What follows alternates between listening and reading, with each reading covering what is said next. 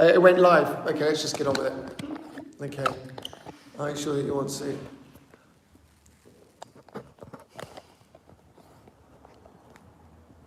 Are we all there? Do you want to get in?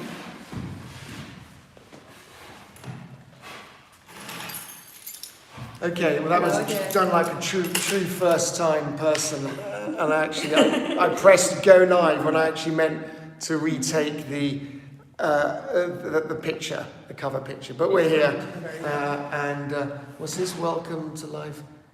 We are live. We can see it says it's live. Great. Okay, so we got Nadia, we got Anastasia, Mike, and the jingle. Great. And we felt we could do this. Why do we feel we could do this? We felt we could do this because the readings are quite short and straightforward. So whatever we interpret, there is very little room for us to misinterpret. To get it wrong. And it's quite interesting today because I sensed that we are saying thank you to Barnabas.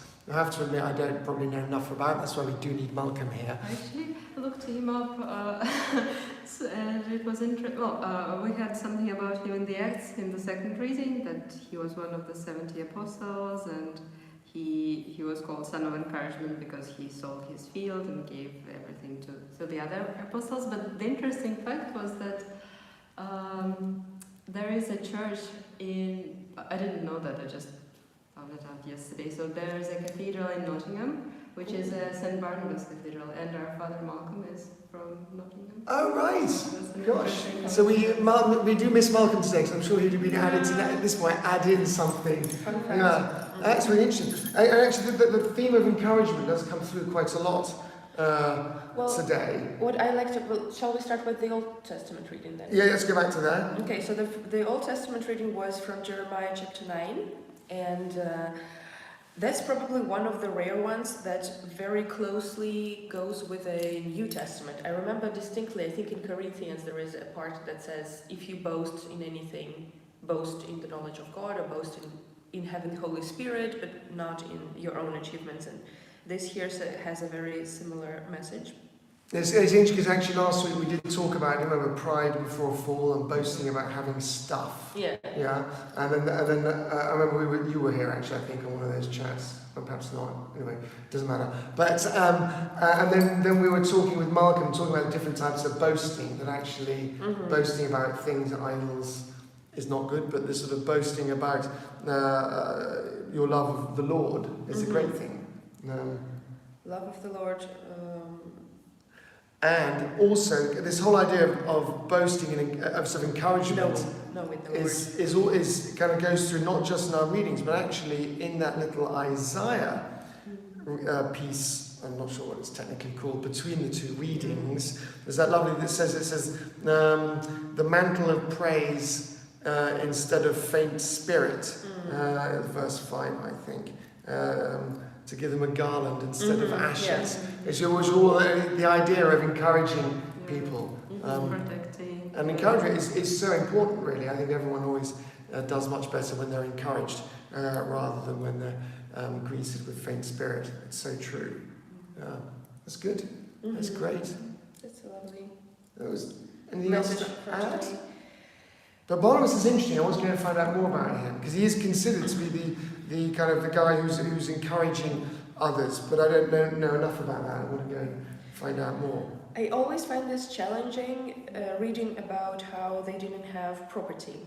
And I know some Christian communities today have this. Like, you join a community and you don't have any personal property. You actually disclose all your possessions. If you have a house, if you have any savings, you kind of list it all and you can share it with the community. And this is so radical. It feels so radical to us, but that's how they lived. They had, imagine the level of trust to God, to just like not hold on to any single thing. If you have any money or fields or house or savings, give it all to the community and trust that you will be given enough, like you would be given what you need.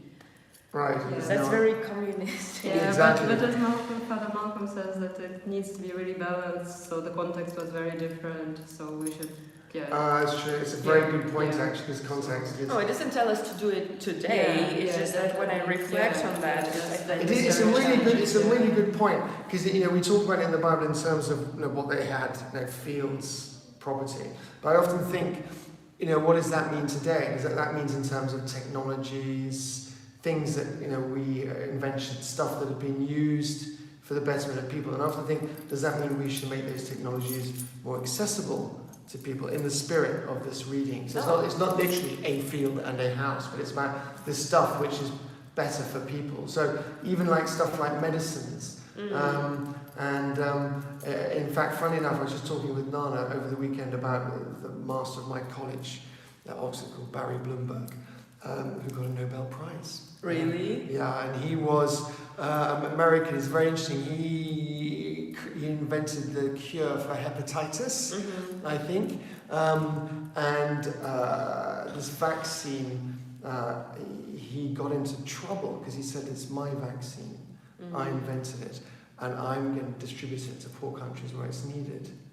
Very much in the spirit of this, and he came across quite a lot of problems from people who owned it and were saying, "Mr. Bloomberg, you will do no such thing," and he was going, "Oh yes, we will, because it's my patent. I've invented. I know that you guys have invested the money." But so that's a really interesting thing to think about, because he was acting in the spirit of this. The other was saying that we own this, and we're going to benefit from it. So it's a really interesting idea.